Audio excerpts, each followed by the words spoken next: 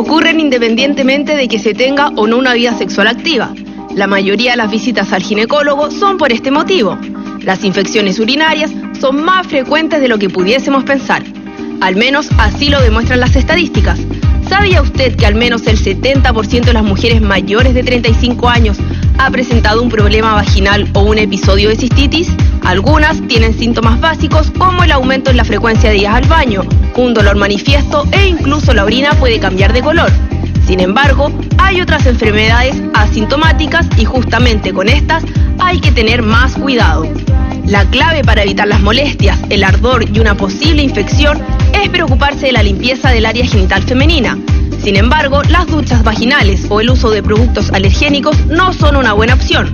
Estos elementos tienen antisépticos que modifican el pH y matan las bacterias que protegen al órgano genital, por lo tanto quedan más expuestos a sufrir alguna infección. Otro consejo para evitar este tipo de enfermedades es no usar ropa interior muy ajustada. Evitar las prendas íntimas de nylon y lycra. Es mejor usarlas de algodón ya que estas mantienen la zona seca y ventilada. Pero además de los malestares propios de una infección vaginal, ¿qué consecuencias puede tener? ¿Podría generar una enfermedad más grave o ser una causa de infertilidad?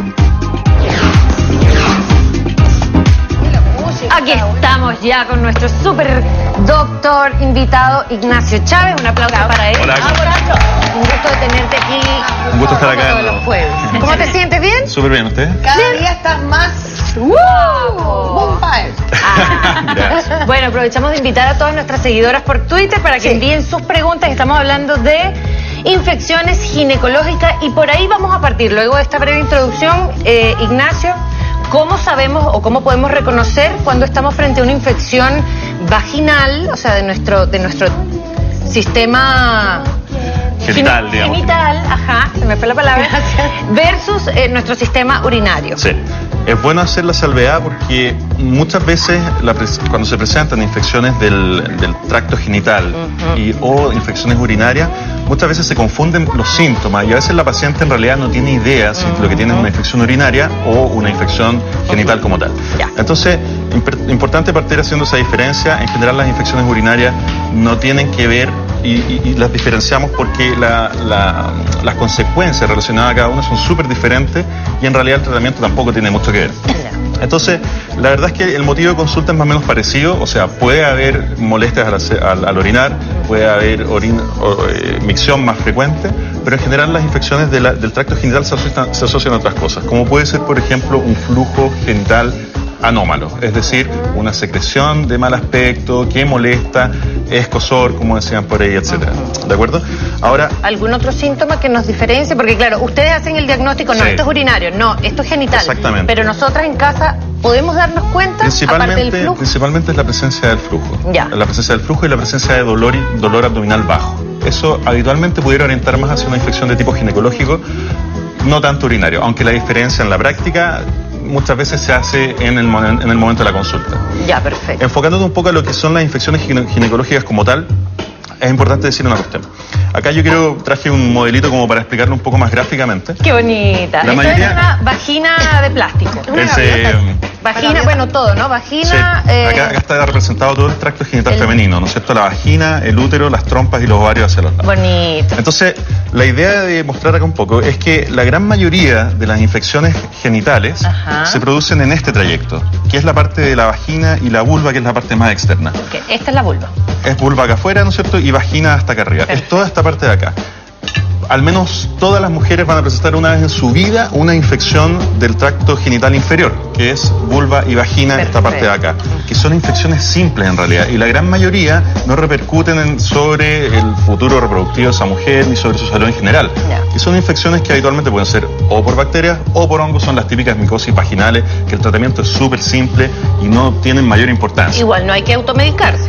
Nunca hay que automedicarse, siempre bajo la supervisión de un profesional. Perdón, Ignacio, ¿y esas qué las producen? ¿Qué las producen? Es una bacteria, pero ¿por perfecto, qué? Mira, habitualmente son infecciones que se llaman endógenas, o sea, no tienen que ver muchas veces con enfermedades de transmisión sexual, no es que haya un contacto y un contagio por vía sexual, sino que son infecciones endógenas. ¿A qué se le llama esto? Normalmente la vagina tiene una flora bacteriana que es normal, al igual que la boca, al igual que el intestino, al igual que todos los tractos del organismo. Y esa flora muchas veces, o en algunos casos, se puede ver alterada y proliferan los hongos o proliferan algunas bacterias que se llaman como oportunistas. Ya. Baja defensa, periodos de estrés, uso de antibióticos, cambios en la dieta. Todo eso pudiera hacer que se altere la flora normal y aparezcan estas otras bacterias en mayor proporción. Y tú dices que... Perdón, Eli, es que dos preguntas en uno. Uno, me preguntan por Twitter si la depilación vaginal completa puede ser detonante de más infecciones. Sí. Y también yo he escuchado, por ejemplo, de muchos jabones íntimos que le llaman, que yo he escuchado que los médicos no lo recomiendan, ni tampoco el uso de protectores diarios porque también alteran como la flora bacteriana. Así es. Lo que pasa es que la vagina tiene un pH que es adecuado, una temperatura y una humedad que es adecuada.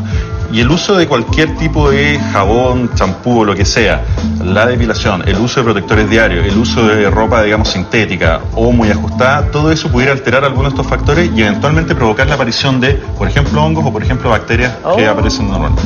Ahora, esas son las infecciones del tracto genital inferior, en realidad no revisten mucha importancia. ¿Cuáles son las que nos preocupan a nosotros? Las que van de acá para arriba, o sea, desde el cuello del útero, desde el cuello del útero, en el útero y que pudieran afectar las trompas o los ovarios. Esas son las infecciones que a nosotros nos preocupan. ¿Por qué? Por lo siguiente. Todo esto está comunicado. La vagina se comunica con el útero, como ustedes pueden ver acá, y con las trompas de falopio, ¿no es cierto?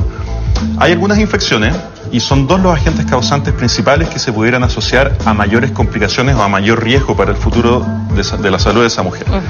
Uno es ya el conocido y que va en baja, ¿no es cierto?, que es el gonococo, que provocaba la conocida gonorrea antiguamente, que antes causó muchos problemas, hoy día ya va un poco en retirada, pero todavía se ve. Pero quizás el más importante, y es el que yo me quiero enfocar, porque muchas veces la gente no lo conoce, es la clamidia. La clamidia es una bacteria que infecta principalmente el cuello y que puede subir hacia el útero e infectar las trompas, ¿de acuerdo? ¿Cuál es el problema de la clamidia? La clamidia es una bacteria que, por así decirlo, es como un asesino silencioso.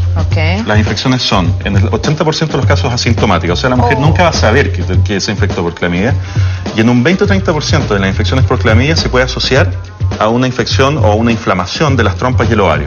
Asintomáticas. Esto significa que la mujer tuvo una infección por clamidia, la clamidia subió hacia las trompas, las infectó, se produjo un daño en la trompa de falopio, y a futuro, cuando esta mujer empieza a tener su familia o empieza en vida reproductiva, se da cuenta de que de repente le está costando embarazarse y se dan cuenta que hay un problema en las trompas. O sea, te das cuenta cuando ya cuando hay una lesión, cuando ya la clamidia, digamos, deterioró el tejido. Exactamente. Ese es el gran problema de la clamidia. Entonces, la pregunta es... ¿En qué porcentaje, digamos, acá en Chile vemos mujeres infectadas por clamidia que puedan tener este tipo de consecuencias? Sí, el número es bien difícil de demostrarlo, porque como son infecciones asintomáticas, la población en la cual se ha hecho los estudios de cuánta clamidia hay en la población, en general es población de alto riesgo, o sea, o pacientes con VIH o pacientes que se controlan en centros de enfermedad de transmisión sexual, por lo tanto una población sesgada.